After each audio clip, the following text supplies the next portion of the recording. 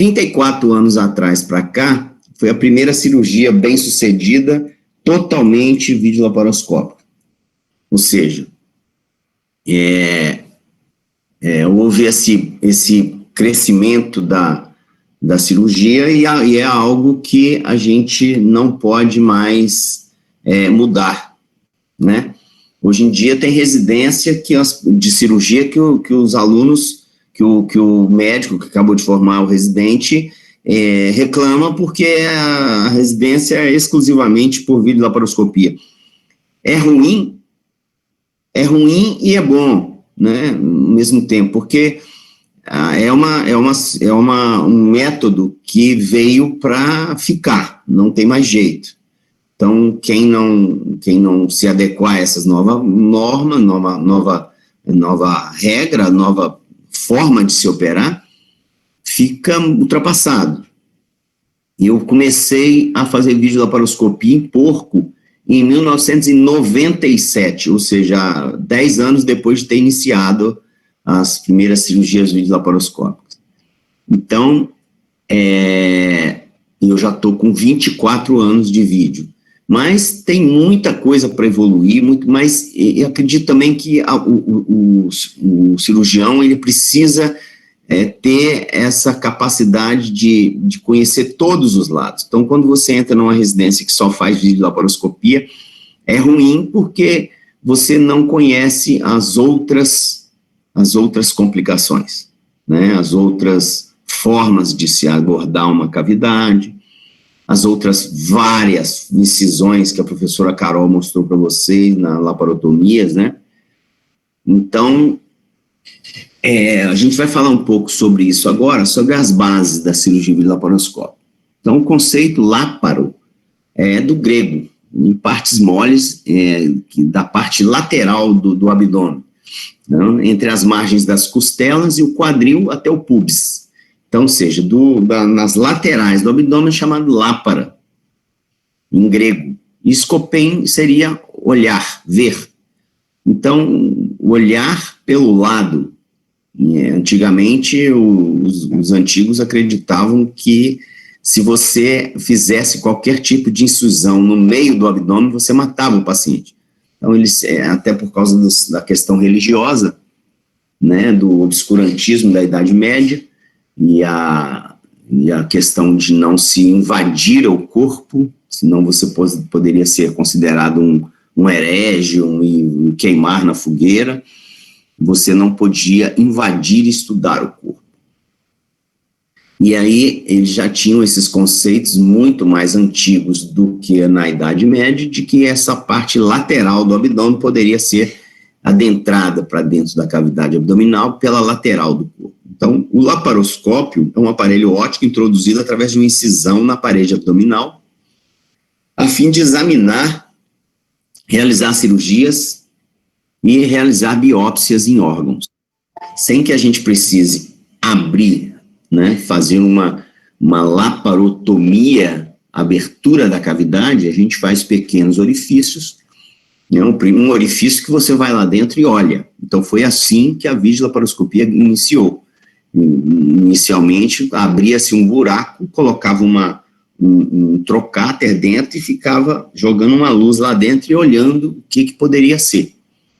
Então, eu acredito que a forma mais precoce, mais primitiva da videolaparoscopia tenha sido a paracentese, a colocação de agulha dentro da cavidade. Então, se você colocava agulha para saber o que tinha dentro da cavidade, se era líquido claro, se era sangue, se era, né, você não sabia o que era, você colocava uma agulha, fazia uma paracentese. E aí, quando você retirava o líquido, você sabia o que tinha dentro, se você precisava fazer uma laparotomia ou um tratamento conservador e um diagnóstico, suspeição de diagnóstico. Coletar líquido, pesquisar células neoplásicas nesse líquido. Então, você tinha uma suspeição da doença do paciente, e se iniciou pela punção, né? Então, a partir do momento que você colocava uma agulha e conseguia descobrir o que líquido que tinha na cavidade, alguém pensou, bom, se eu colocar, em vez de uma agulha, colocar uma ótica lá dentro, eu consigo ver o que tem dentro da cavidade. Foi essa a ideia, né, que os alemães, os franceses e ingleses iniciaram a laparoscopia.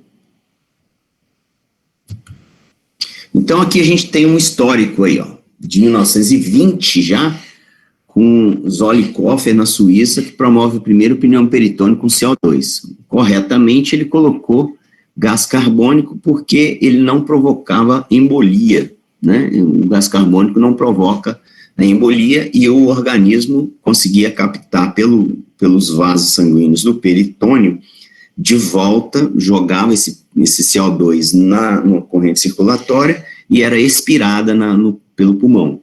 Então, você conseguia colocar para fora esse CO2, porque o peritônio é uma camada vastamente vascularizada e ela conseguia captar rapidamente esse CO2 colocado dentro da cavidade. E ele expirava pelo pulmão, né? Pela expiração, ele conseguia jogar todo esse CO2 para fora.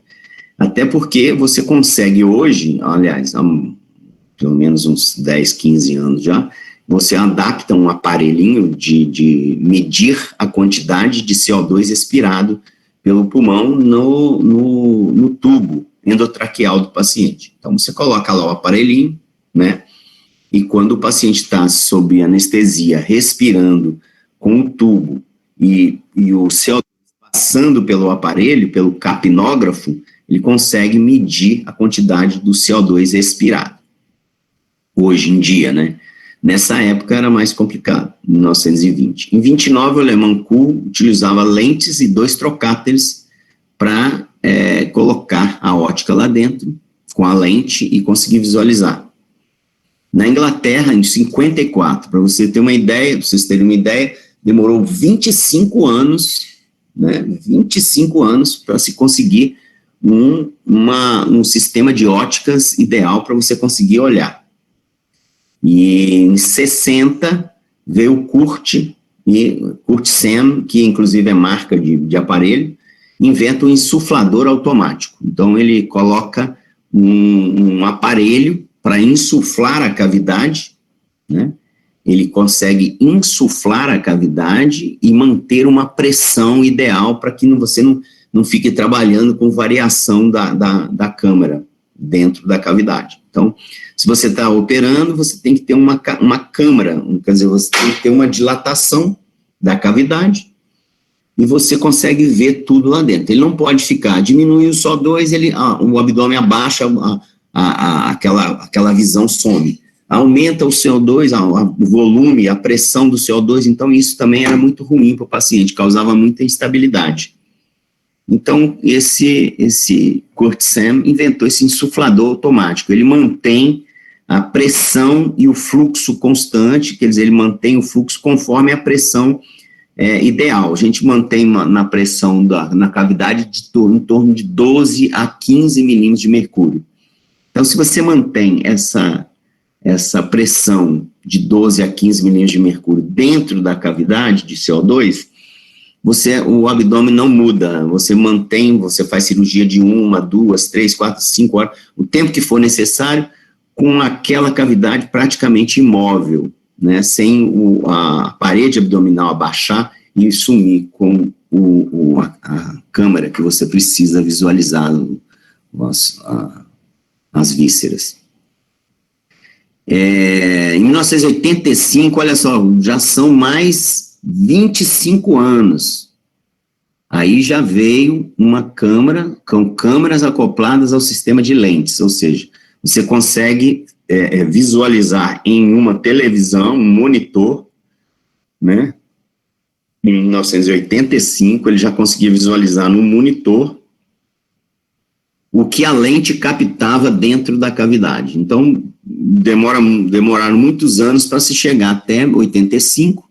Em 1987, o Philippe Moreau, na França, fez a primeira colestectomia videolaparoscópica no mundo. Então, para vocês verem, são 67 anos de evolução em equipamento extramedicina, né? Isso aí não faz parte da área médica, mas demoraram 67 anos para se chegar na primeira cirurgia ideal. E no ano de 2000, foi feito, o FDA aprova o aparelho Da Vinci, que é o aparelho de robótica.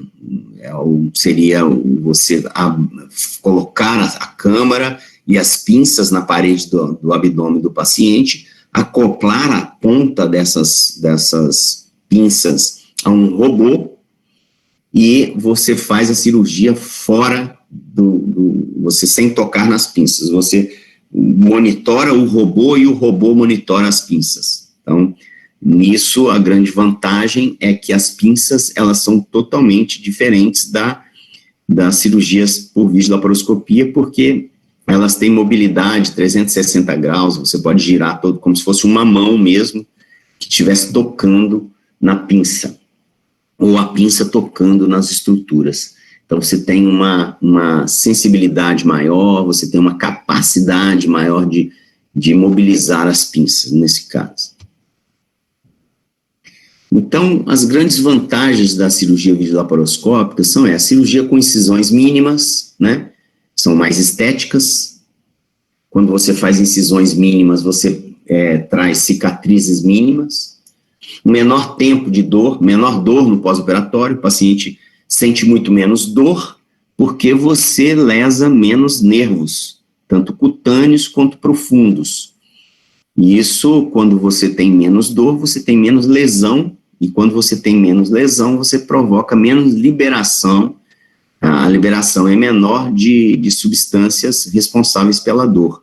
Então, quanto menos incisões, menor é a dor que o paciente tem no pós-operatório. Menor tempo de internação hospitalar, porque o paciente tem menos dor, ele necessita de menos medicações, e o paciente fica mais apto a se mobilizar precocemente, levantar, tomar banho, sair do leito, né? O retorno precoce ao trabalho, porque quando você não faz incisões muito grandes na parede abdominal, o paciente se sente muito bem, ele não tem desconforto, não tem mobilização de musculatura, né, com lesão de nervos para a musculatura do abdômen. Então, o retorno precoce ao trabalho é algo importante. Menor incidência de complicações, porque quando você não mobiliza ou não lesiona muitos nervos, você não causa defeitos na parede abdominal. Por exemplo, se você fizer, a professora Carol deve ter dado para vocês sobre laparotomias, né? Se você fizer uma incisão, hoje em dia, a gente já sabe disso, que você é uma das piores incisões, que é aquela pararretal externa, né, paramediana, né, que é a pararretal externa, você acaba lesando mais de 2 ou 3 nervos da parede abdominal que inerva o reto abdominal, o músculo reto abdominal. E isso leva a uma hipotonia do reto, flacidez do reto e das estruturas que estão próximas a ele, de entrada dos oblíquos, do transverso, a musculatura da parede lateral do abdômen com o reto abdominal, com a bainha do reto. Isso provoca eventração, o paciente pode ter hipotonia, flacidez da musculatura, hérnias. Então, você tem complicações inerentes às incisões. E quando você faz incisões mínimas, as lesões nervosas são mínimas, né? Então, você também tem uma menor resposta inflamatória. Então, vocês lembram lá da cicatrização de ferida, que a gente falou sobre resposta inflamatória, que a resposta inflamatória é a primeira da cicatrização, mas ela é a responsável pela cicatrização e por dor, né? A resposta inflamatória é a resposta principal causadora de dor. Então, quando você tem uma menor resposta inflamatória, você tem menor dor, você tem menos tempo de internação, retorno precoce, tudo isso aí. Ou seja, a cirurgia videolaparoscópica, em termos de pós-operatório, transoperatório, dentro da possibilidade cirúrgica, ela é infinitamente melhor do que uma cirurgia aberta.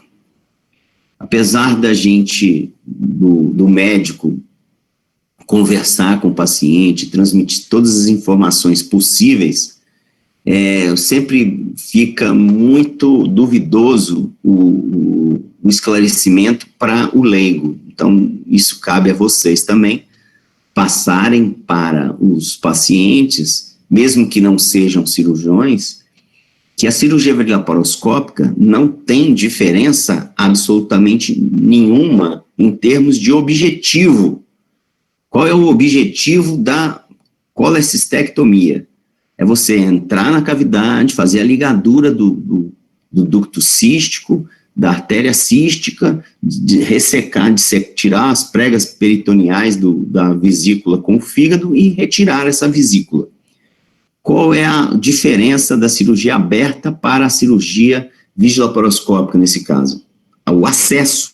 Então, é importante que as pessoas, que o leigo, o paciente, saiba que a cirurgia não muda, é só o acesso ao órgão, né? É acesso, é uma cirurgia de acesso. A videolaparoscopia é só o acesso. Então, o acesso com menor trauma. É só isso. A cirurgia é exatamente a mesma. Então, a gente tem como base, que a gente vai falar aqui um pouquinho sobre a forma que se realiza a videolaparoscopia, você vai primeiro posicionar o paciente, né? Então, você vai posicionar o paciente conforme a cirurgia que ele vai realizar. Por exemplo, se ele vai fazer uma toracoscopia, que é uma visualização do tórax acometido, ele vai fazer uma incisão em determinado espaço intercostal, né, onde ele suspeita que a lesão esteja, faz uma incisão e você disseca um pouco a parede, né, a abertura da aponeurose, e com um trocáter que ele parece um saca-rolha, né, você coloca e vai girando o trocáter e ele vai penetrando na musculatura até furar o peritônio, a pleura, e aí você coloca um sistema de ótica lá dentro e você vai visualizar o tórax. Isso, o paciente tem que estar em posicionamento em decúbito lateral para o lado acometido. Vai fazer uma toracoscopia à direita, você vai colocar o paciente em decúbito lateral esquerdo. E aí você vai conseguir visualizar do lado direito. Se for para uma colecistectomia, o paciente tem que estar em decúbito dorsal horizontal, deitado na maca, né? Aí você faz um proclive. O proclive é aquele em que os pés vão descendo, o paciente como um todo, o pé vai para um nível menor do que a cabeça, e o paciente fica quase que, ele vai ficando como se estivesse assim um pouco para levantar, ele fica com os pés para baixo e a cabeça mais elevada. Isso para que as alças, os intestinos desçam para a pelve e não atrapalhe o sítio cirúrgico, o local onde você precisa manipular, que é o fígado, a vesícula ali, né? E aí, quando você joga o paciente em proclive, você pode jogar ele um pouquinho para a lateral, faz um decúbito com proclive com um decúbito lateral esquerdo, aí as alças descem mais para o lado esquerdo e também não atrapalha, a gravidade leva as alças para a esquerda e para baixo, e aí você consegue visualizar o sítio ali. Em hérnias inguinais e pelve, aí você já faz uma posição com decúbito dorsal horizontal, só que é o Trendelenburg. Então, se vocês não lembram qual é ou não sabem, o Trendelenburg é o contrário do proclive. O paciente vai ficar praticamente quase de cabeça para baixo. Então, a gente precisa prender o paciente com fitas na pelve, às vezes nas pernas e até no ombro, para que ele não escorregue da maca. Mas isso não acontece. Acontece, já aconteceu. O paciente deslizar da maca e cair no chão, tanto de pé quanto de cabeça. Então, é necessário mesmo que você prenda o paciente na maca, e aí quando você faz o Trendelenburg, o paciente fica praticamente, desce mesmo a cabeça do paciente, ele fica com as pernas para cima, para você livrar toda aquela área da pelve. Então, quando você vai operar, por exemplo, fazer uma esterectomia, fazer uma hérnia de região inguinal, cirurgias de ovário, né, de trompa, essa região da pelve toda aí, você precisa colocar esse paciente em posição de Trendelenburg. Para as esplenectomias também a gente tem decúbito lateral direito, a gente coloca o paciente em decúbito lateral direito para livrar toda a área do baço que fica ali à esquerda. Tem técnicas de esplenectomias que o paciente pode ser colocado em decúbito horizontal ventral, ele fica de barriga para baixo. Ele fica de barriga para baixo e você vai girando para a lateral direita do paciente. Então, você consegue operar esse paciente por trás. Você consegue fazer uma esplenectomia.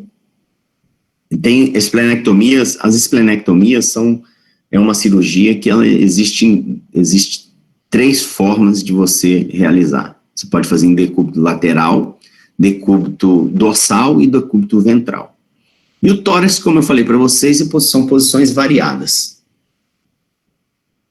O equipamento de videocirurgia, ele é constituído primeiro por um insuflador de gás, né? Aquilo que eu falei para vocês. Esse aparelho preenche a cavidade peritoneal com CO2 e transforma uma cavidade virtual, aquela que você não consegue visualizar, numa cavidade real. Quando você coloca o gás, a parede abdominal se levanta e lá dentro vira uma câmara, né? Com o gás levantando a parede abdominal e possibilita o acesso a todos os quadrantes do abdômen. Você consegue visualizar os intestinos, estômago, esôfago, pâncreas, tudo, fígado, baço, todas as estruturas do abdômen. Ele tem um marcador de volume, de pressão e de fluxo. Então, o marcador de volume, ele fica o tempo todo jogando aquela quantidade de CO2 para dentro da cavidade, medida em litros, e muitas vezes você, por exemplo, ocorre um sangramento, você coloca um aspirador lá dentro e começa a aspirar o sangue.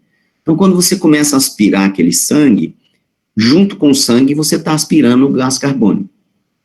Aí o volume que o aparelho está jogando dentro da cavidade precisa ser aumentado. Então, o aparelho aumenta o volume porque você está aspirando o CO2 de lá. Então, esse aparelho é um aparelho que ele tem uma mudança de tecnologia com a evolução e com o tempo.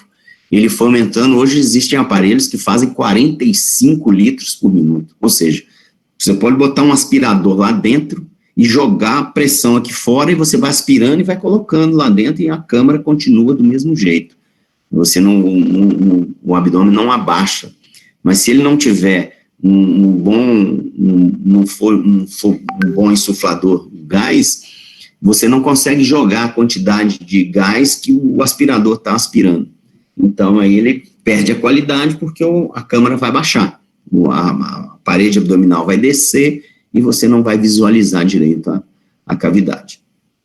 Ela precisa de pressão, né? A pressão lá dentro da cavidade é medida, né? Ele tem um computador no aparelho que mede se a pressão está mantida lá dentro, entre 12 e 15 milímetros de mercúrio. Se essa pressão começa a baixar, o aparelho controla o volume e aumenta o fluxo de CO2 para dentro da cavidade. Então, é um computador, né? É um computador com um marcador de volume, pressão e fluxo. É importante, muito importante na cirurgia da vídeo, ter um bom insuflador de gás. Então, é mais ou menos um desse aí, sem fazer propaganda, mas ele tem aqui na esquerda lá a medida da pressão que está dentro da cavidade, né? À direita a gente tem o volume que você colocou de fluxo, né? Um fluxo de 5 litros por minuto, e aqui no meio você tem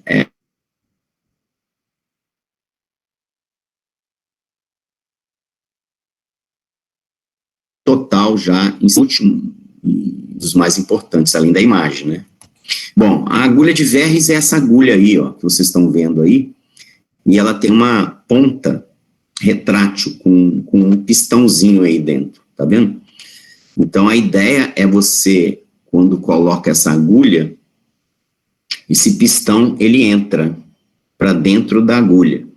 Isso a gente pode demonstrar para vocês lá na sala de aula prática.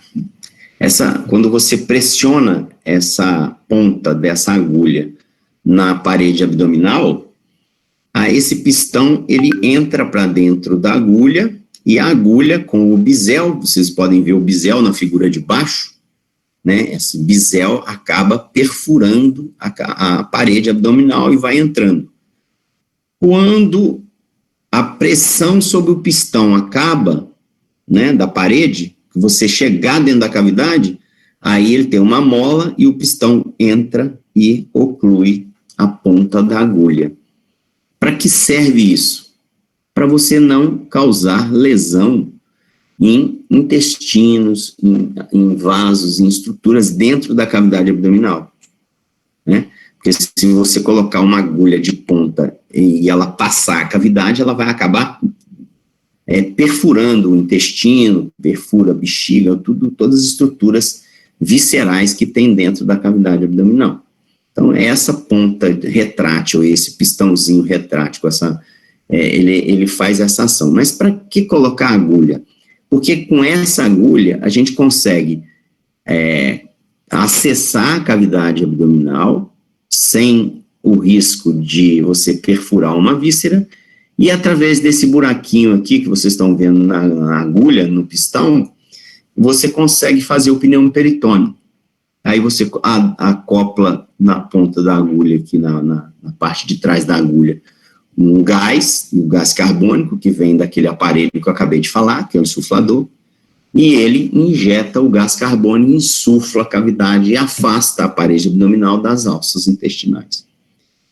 A partir daí, você pode passar a colocar este outro aparelho aqui, que é o trocáter, né? O trocáter é por onde você vai passar as pinças e as óticas. Então, esse é um trocáter.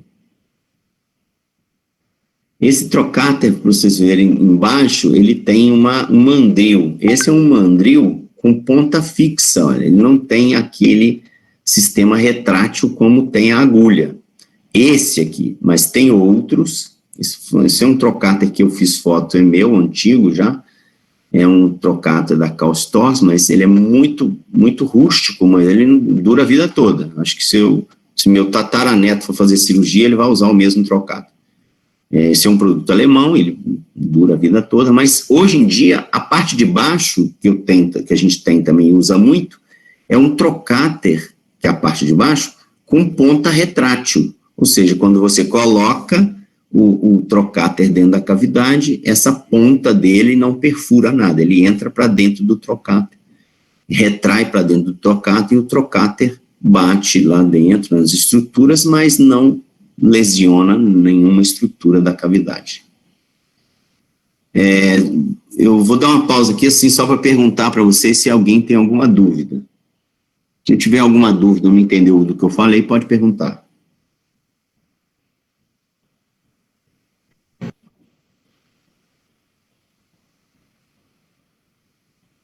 Ok? Ok, professor, por enquanto. Tranquilo. Bom, tá joia.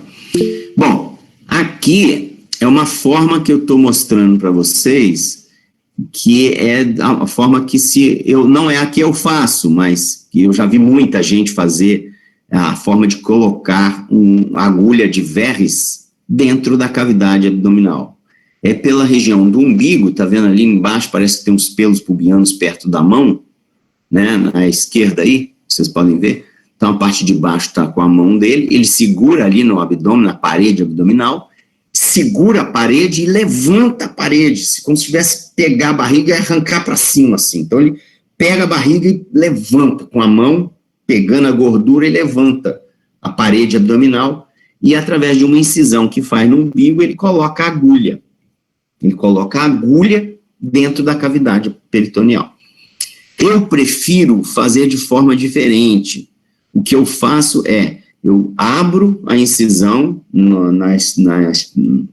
do tamanho que for necessário passar o trocáter, né? Se é um trocáter de 5 ou de 10 milímetros, e eu disseco até a aponeurose, com uma pinça Kelly. Vou abrindo a pinça Kelly, vou abrindo e vejo a aponeurose. Quando eu visualizo a aponeurose, eu passo um fio de um lado dela, da aponeurose, e o outro fio do outro lado da aponeurose. E, através passagens desses dois fios, eu traciono o peritônio, a parede abdominal pela aponeurose, tracionando, porque ela está fixa ao músculo, né? A aponeurose está fixa ao músculo. Quando eu traciono, a parede abdominal sobe, sendo mais fidedigno, ou sabendo que eu estou tracionando a parede mesmo, não a gordura.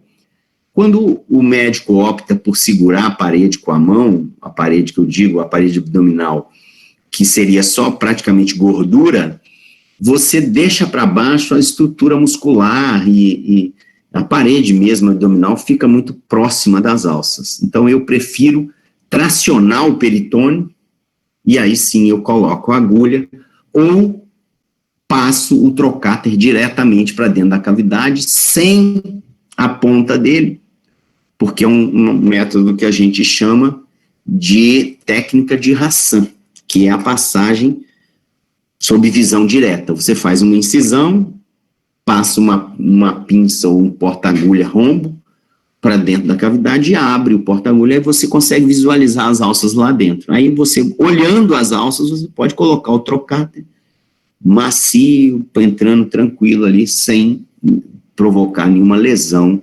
intraabdominal. Ah, professor, mas isso aí não acontece, né? Acontece. Infelizmente acontece, e é uma das causas de maior complicação e morte na videolaparoscopia, é o primeiro acesso à cavidade. Quer dizer, a passagem do primeiro trocáter. Porque a parede é endurecida, principalmente em jovens. Então, quando você vai passar, você precisa cortar a aponeurose, afastar os músculos para essa ótica, para essa trocáter entrar na cavidade. Então, quando você vai fazendo pressão e ele vence essa pressão, a força que você está fazendo continua sobre o trocáter e ele passa a cavidade e pá, afunda. Nossa, a onomatopeia aqui é importante, né? Porque a gente não está presencial.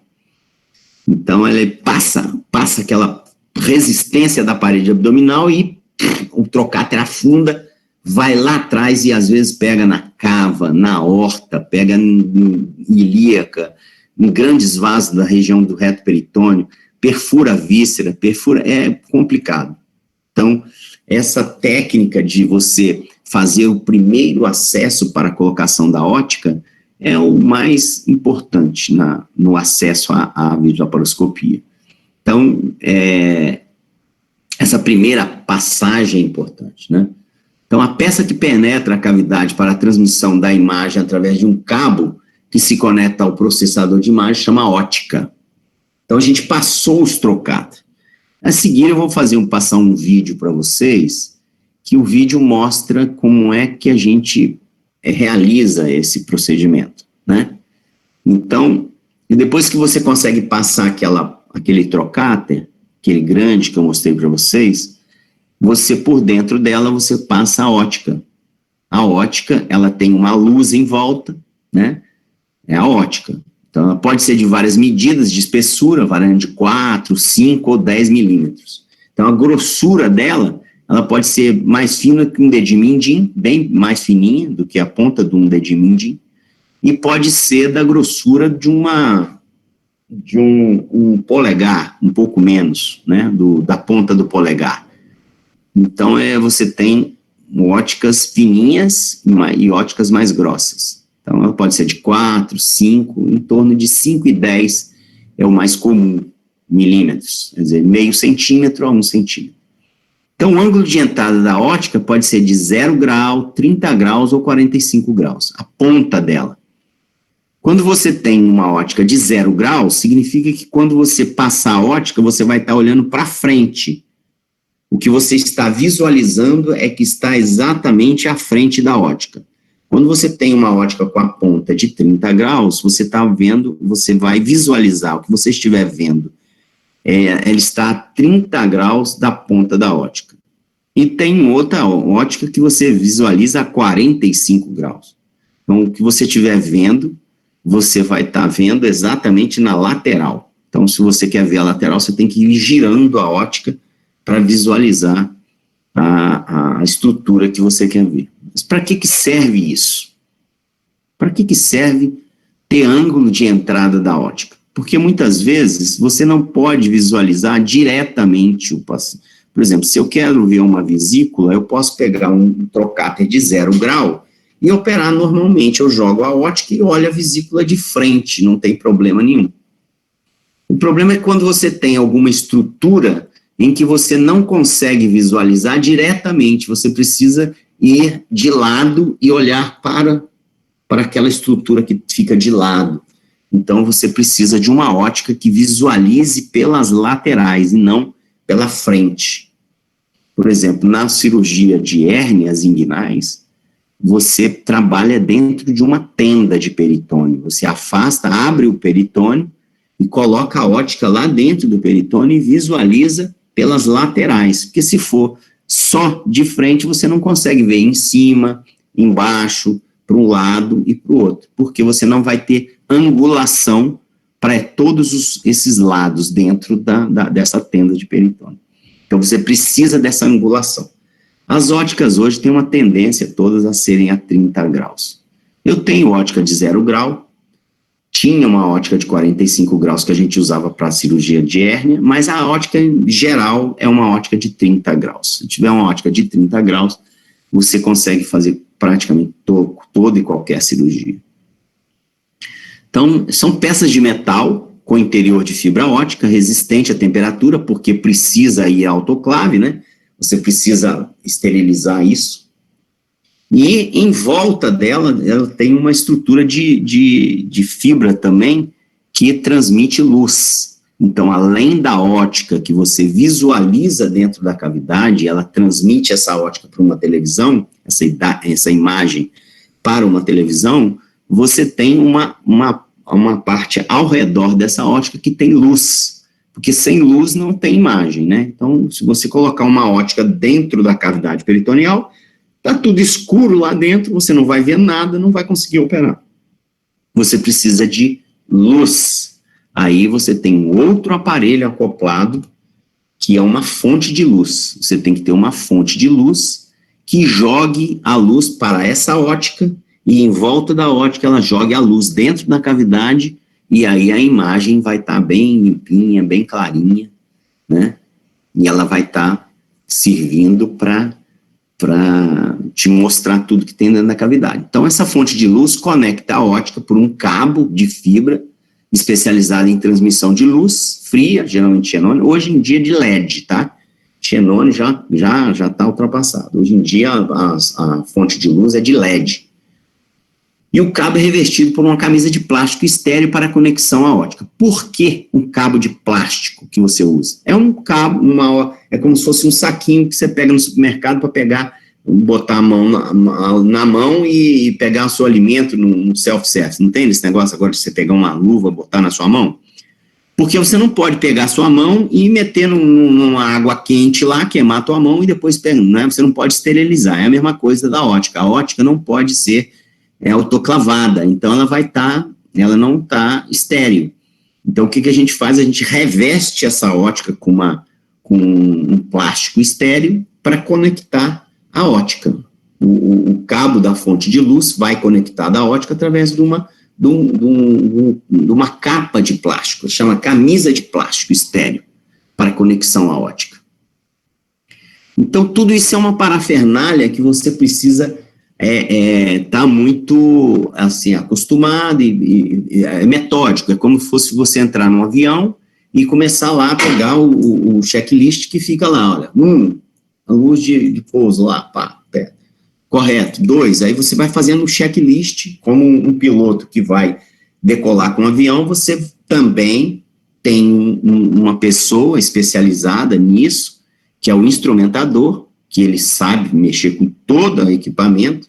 Só a parte de instrumental cirúrgico, às vezes você tem em torno de umas 200 peças, todas desmontadas, que ele precisa montar pecinha por pecinha, todas, para montar uma caixa para você manipular o material cirúrgico numa cirurgia. Além de toda a torre de vídeo que compõe essas estruturas que eu estou falando para vocês.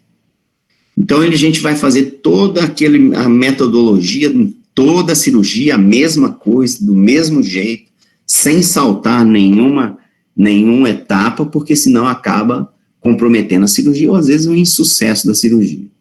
Então, você precisa ser metódico, precisa de pessoas especializadas, né, e com técnica asséptica. Lembram lá da aula de técnica asséptica? Técnica asséptica, porque se você falhar, você fizer tudo correto na parte do aparelho e tal, mas falhar na área de asepsia, né, de limpeza de mão, na hora de passar as estruturas e tudo, mexer no aparelho e contaminar, você contamina a cavidade do paciente, e aí é desastroso. E a fonte de luz possui uma regulação de intensidade de luz. É bem simples. Esse aqui é uma fonte de luz simples. Esse botão preto de baixo aí, você aumenta a intensidade da luz, não tem nada aqui. E nessa parte da direita é onde você encaixa o cabo de fibra ótica, né, fibra de luz, né? Ela é transparente e quando você liga ela fica toda iluminada. São vários múltiplos cabos que transmitem a luz desse aparelho para dentro da ótica. Então, a torre de vídeo fica mais ou menos nessa posição aí. Qual é a importância e de que forma ela se posiciona? É um armário, que a gente chama de torre, em cima tem um monitor, né? A parte de cima, porque é onde você visualiza para ficar na altura dos seus olhos, porque se você ficar olhando para baixo ou ficar olhando para cima, a ergonomia não é ideal. Então, quando você faz uma cirurgia dessa, você precisa estar com seus ombros bem posicionados, sua cabeça ereta, quer dizer, olhando para frente. Você não pode ficar olhando de lado, porque com 20, 30 minutos vai te dar um torcicolo. O seu pescoço vai estar doendo. Então, você tem que ficar olhando para frente, para um monitor que está na tua frente, ele não vai estar para baixo, para você não ficar abaixando a cabeça, nem vai estar para cima para você ficar levantando a cabeça. Então, você não tem que ficar fazendo força postural, quer dizer, do seu corpo, para fazer a cirurgia. A cirurgia já demanda um certo posição, né, uma posição ereta, uma posição que você precisa ser colocada, mas não precisa ficar desconfortável. Então, primeiro, o monitor. O segundo aparelho, gente, é o quê? É o que a gente precisa entender e saber o que está acontecendo com o sistema orgânico dele, para saber se ele está conseguindo equilibrar a pressão da cavidade com o gás carbônico. É o medidor, né? É o medidor do insuflador. Então, o segundo aparelho é um insuflador. Aí o terceiro aparelho pode ser a fonte de luz e o quarto o processador de imagem. Mas logo abaixo do monitor, a gente precisa ter o insuflador, para você olhar como é que a cavidade está sendo insuflada, como é que está a pressão intracavitária. Se, por exemplo, vou dar um exemplo para vocês. Você está operando uma vesícula e, de repente, o paciente começa a aumentar a pressão do aparelho. Aí você olha para baixo, em vez de 15, ele está dando 20. Opa, o que está acontecendo? O que está acontecendo? O paciente está superficializando, o anestesista foi tomar o café, ou em um determinado momento ele se distraiu, o anestésico fez o efeito, o relaxante muscular diminuiu, ele conseguiu metabolizar aquele relaxante muscular, e o paciente começa a superficializar e aumentar a contração do abdômen. O que acontece? Ele começa a contrair a musculatura do abdômen e a pressão intracavitária aumenta. E aí o aparelho vai mostrar que o paciente está com a pressão aumentada e o anestesiólogo, olha, dá uma olhada aí, porque a pressão na cavidade aumentou e a gente precisa operar e tal. Ele vai lá e resolve com a parte da anestesia, com os medicamentos, relaxar a musculatura do paciente. Então, o que precisa estar visível para você é o monitor, né, para você ver a cirurgia. Em 99,9% da cirurgia você vai estar olhando para o monitor. E lá o 0, alguma coisa que você de vez em quando dá uma olhadinha na pressão para ver como é que está a pressão intracavitária. Então o aparelho, a torre de vídeo se posiciona dessa forma. O monitor é o aparelho plano de alta definição que recebe a imagem do processador. Pode ser disposto em um ou mais locais da sala de cirurgia, por dizer, você pode colocar um monitor de frente para cada cirurgião. Entendeu? Para que ele não fique olhando para trás. Às vezes você está operando de frente com o cirurgião está vendo a imagem do seu lado e quem estiver operando e só tem um monitor, ele tem que ficar olhando para o lado, assim, contraindo a musculatura do pescoço. Com meia hora de cirurgia, ele já está com dor no pescoço, de tanto ficar olhando de lado. Então, ele pode ser disposto em vários locais da sala, tem umas salas inteligentes, em que os monitores são colocados em várias partes, né? E possui suporte para mobilização ampla devido à mudança de posição dos membros da equipe cirúrgica. É mais ou menos isso aí, ó. Você tem um monitor na frente, o cirurgião que está posicionado ao lado do cirurgião, que é esse de costa para a gente aqui, o que está posicionado à esquerda, ele está vendo aquele monitor lá da direita. E o cirurgião que está aqui, à francesa, quando ele opera com a perna aberta, ele chama de cirurgia à francesa, né, uma posição à francesa, ele está olhando o paciente de frente, ó, ele está entre as pernas do paciente, está operando ali, está visualizando o fígado do paciente lá em cima, lá, na parte do monitor que está na frente dele.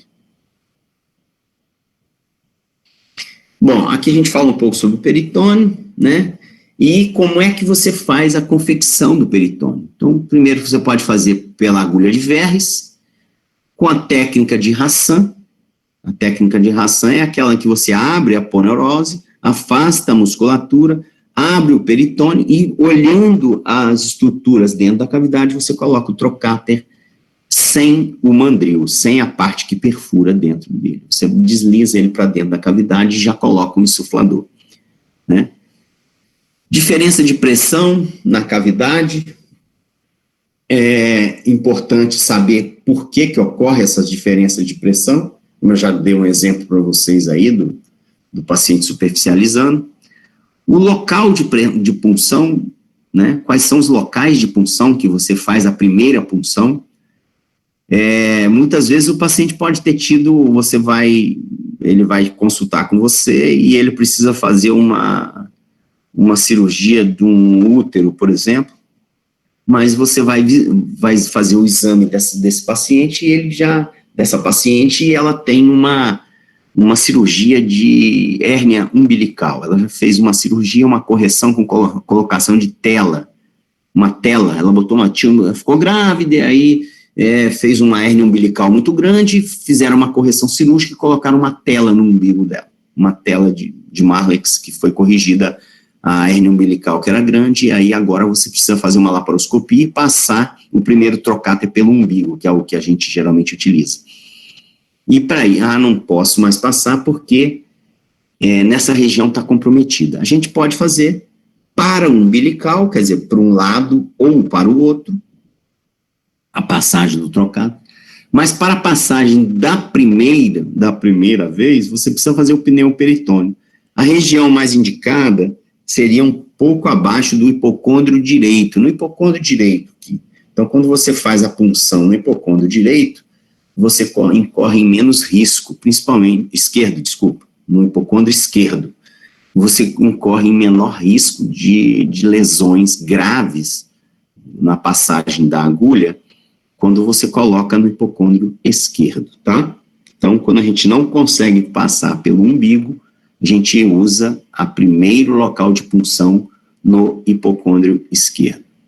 Cirurgias prévias, se o paciente tem uma cirurgia prévia, você tem que evitar o primeiro acesso no local onde esse paciente teve uma cirurgia. Se ele tem uma laparotomia mediana, a gente vai evitar passar o trocáter na região da laparotomia mediana, porque ali deve ter aderências dentro, e muitas vezes você vai acabar lesionando essas estruturas passando um trocáter por ali. Então a gente usa as laterais para fugir das aderências, né? Problemas vão surgir em toda cirurgia, por exemplo, um trocáter cair no chão, e aí você, ou uma borrachinha que segura o gás para não sair, cai no chão, e a gente tem que ter uma solução para tudo isso. Então a gente, de tanto ver, a gente aprende muita coisa, todos vocês vão aprender que decidirem fazer cirurgia, mas o importante é você continuar para terminar a cirurgia. Então, primeiro, o portal, a gente faz na região do umbigo, ou paraumbilical, ou no hipocôndrio esquerdo. Aí sim você vai passar a ótica, você vai posicionar, fazer um posicionamento da ótica. Então, quando você faz esse posicionamento da ótica, você consegue, a partir daí, passar os outros trocáteres com visão direta, ou seja, você está lá dentro da cavidade e está vendo por fora você fazendo a pressão, e por dentro você está vendo onde o trocáter vai entrar, se tem alguma estrutura atrapalhando a penetração do trocáter. Então, a partir do primeiro, tudo fica mais fácil. Então, passou a primeira, e a partir do momento que você está visualizando a cavidade, a passagem do segundo, do terceiro, do quarto, de quantos trocáteres você resolver colocar na cavidade, vai ficar bem mais fácil, né? Imagem em espelho, o que é? Toda vez que a gente estiver operando, a gente tem que estar operando em direção à ótica. Se eu passei a ótica no umbigo e as pinças vão ser colocadas para operar, elas não podem ficar de encontro à ótica, e sim a favor da ótica, ou seja, se a ótica está para cima, indo para cima, as pinças também têm que estar indo para cima, acompanhando a ponta da ótica. Então, se a ótica está indo para baixo, as pontas das pinças também têm que ir para baixo. Então, a ponta da ótica não pode estar contrária à ponta das pinças. Quando isso acontecer, a imagem que você vai ver é em espelho, ou seja, ao contrário. Quando você estiver mexendo para a direita, a pinça vai estar indo para a esquerda. Quando você estiver mexendo a pinça para a esquerda, a pinça está indo para a direita. Então, praticamente você não consegue operar porque você não tem essa capacidade neural, cerebral, de interpretar a imagem em espelho, né, fazer uma cirurgia às avessas, ao contrário do que você faz normalmente. Então, essa imagem em espelho, às vezes é necessária, é preciso, mas não para muito detalhe, por exemplo, para você pegar alguma estrutura só e sair e tal, mas não para você realizar a cirurgia. Porque toda vez que, não sei se vocês entenderam, a ponta da ótica estiver de encontro à ponta da pinça, a imagem vai ser invertida. Então, toda vez que a ponta da ótica estiver posicionada para uma posição, as pontas da pinça vão estar acompanhando a ponta da ótica, porque aí você vai operar de forma normal. O primeiro portal, ele precisa ter acesso a toda a cavidade. Por exemplo, quando você coloca um portal no umbigo, você vê que você pode girar a ótica para o hipocôndrio direito, hipocôndrio esquerdo, para o flanco esquerdo, para a fossa ilíaca esquerda, para a pelve, né, para o oco pélvico, pode ir para a fossa ilíaca direita, flanco direito e ir lá para o hipocôndrio direito. Então, você vê toda a cavidade rodando, porque você está no centro da cavidade. Por isso que a gente coloca a ótica no umbigo, né, na cicatriz umbilical. Porque você tem alcance de toda a cavidade, né? E esse alcance, ele também diz respeito à colocação dos outros trocáteres, porque quando você coloca um segundo, terceiro, quarto trocáter, você tem que ter uma distância entre o trocáter e a ótica. Então, se você colocar muito em cima, você vai estar esbarrando na ótica o tempo todo. Então, você precisa de ter uma distância e uma angulação, tanto entre a ótica quanto entre pinça a pinça. Então, se eu vou colocar duas pinças, uma do ladinho da outra, ela vai estar batendo uma na outra, qualquer angulação que eu fizer dentro da cavidade, a pinça vai estar batendo na outra pinça, ou se eu precisar dar um nó, fazer uma sutura dentro da cavidade para amarrar, você não vai conseguir a angulação de uma pinça com a outra para fazer essas manobras.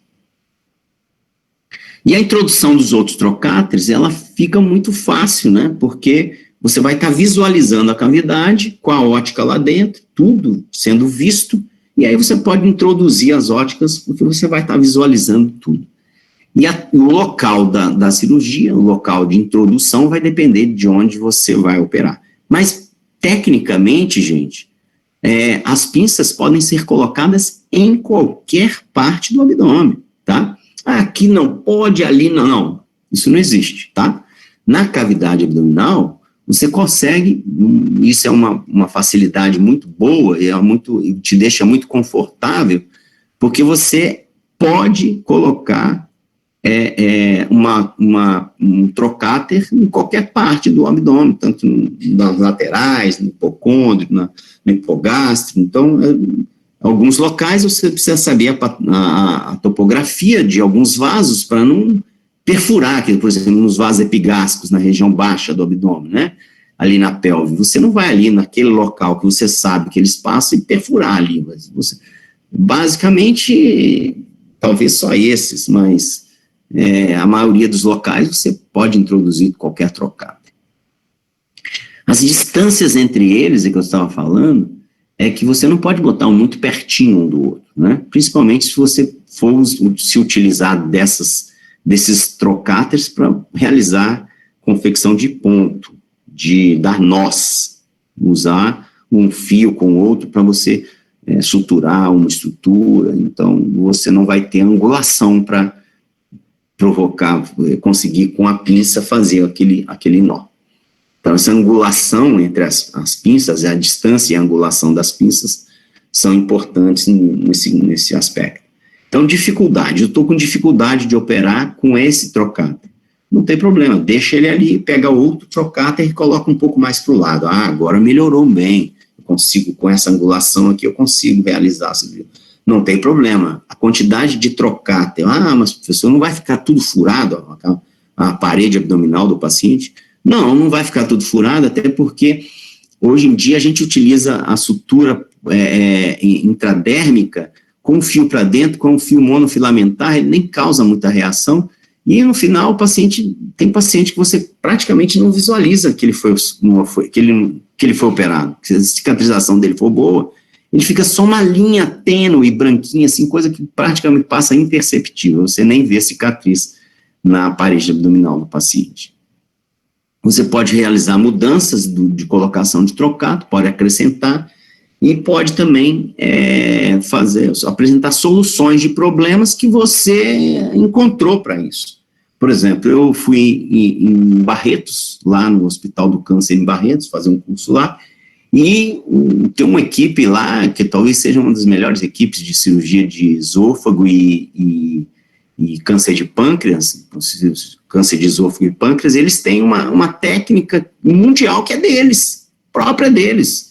Eles conseguiram soluções de problemas para determinada etapa da cirurgia de câncer de pâncreas, lá, de uma GDP, uma cirurgia de Whipple, né, a gastroduodenopancreatectomia, eles fazem cirurgia dessa em 3 horas e 40, 4 horas, coisa que a maioria faz cirurgia aberta em 6, 7, 8 horas, né? E eles conseguiram soluções de problemas com técnicas que eles criaram, né? Então, parece que, igual a essa equipe de lá, eles parece que só tinham na Coreia do Sul e uma no Japão, eu acho. E os caras são muito bons, porque eles fazem só isso. Então, fica muito bom quem realiza, muitas vezes, a mesma coisa. O vídeo demonstrativo, eu vou mostrar para vocês, tá? Vou ver se eu acho aqui agora. um vídeo. Vocês estão aí, gente? Sim, professor. Sim, professor. Tudo bem? Tem alguma pergunta?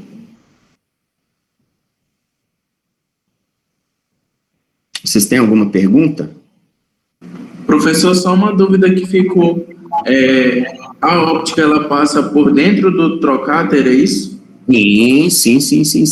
O trocáter, ele é usado para você, ele é passado na cavidade para que você possa colocar a ótica por dentro e visualizar a cavidade. É isso, olha, a demonstração de algo, quando você visualiza, resume praticamente tudo dentro da parte de videolaparoscopia que você consegue enxergar. E aí eu vou encontrar aqui, só um instante, eu vou encontrar aqui para que vocês possam visualizar e aí vocês vão ter uma ideia melhor, tá? Só um instante. E professor, no SUS é feito cirurgia? Olha, no Adriano Jorge, o pessoal faz, tá?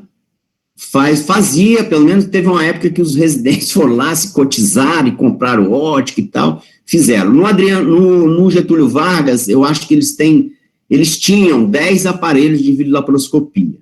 O Delfina Aziz, quando o Delfina fez um contrato com a nossa empresa, ele era para cirurgia videolaparoscópica, sabe? Mas o que aconteceu foi que eles têm o aparelho lá, compraram muita coisa, mas não tem ótica, não sei e tal. Até hoje eu fui para lá operar para fazer videolaparoscopia lá e não fiz porque não tem, tá faltando ótica, né?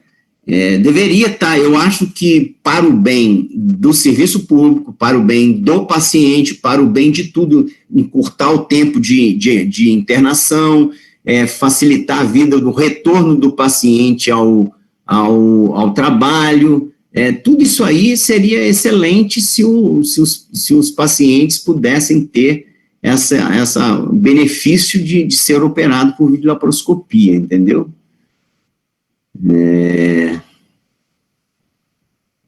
Um instante.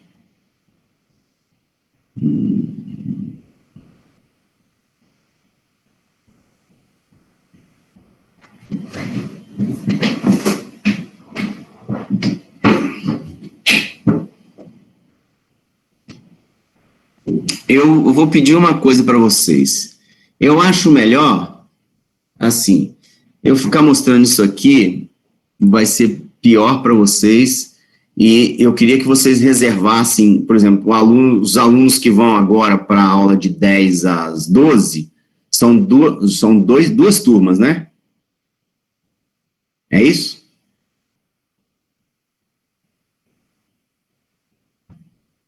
Oi?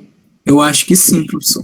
Então, a gente tem uma televisão lá, vocês já viram aquela televisão que fica lá dentro da sala da técnica? Então, reservar assim, uns 10 minutinhos no final da aula prática, que vocês saem de lá e a gente mostra para vocês naquela televisão, porque a imagem fica grande, e aí, pessoalmente, cada um pode fazer as perguntas que quiser, e a gente mostra para vocês. Uma questão de 10 minutos, eu passo lá um vídeo sobre uma colestectomia, uma apendicectomia, que a gente mostra como é que funciona o aparelho, como é que funciona a cirurgia, como é que é feito tudo. Então, eu queria que vocês reservassem em torno de 10 a 15 minutos antes de terminar, ou até no começo, antes de começar a aula. Aí eu estou lá agora, vou para lá, e a gente mostra para vocês esses vídeos para vocês terem essa ideia. Tá ok? Então na sexta vai acontecer isso também, professor? Não, eu vou dar aula agora, na sexta-feira, mesma coisa, só que na sexta-feira são mais 4 turmas, né? Aí, uma por uma, a gente vai mostrando também. Ok, professor, obrigado. Tá bom? Então, aguardo vocês daqui a 20 minutos na ESA.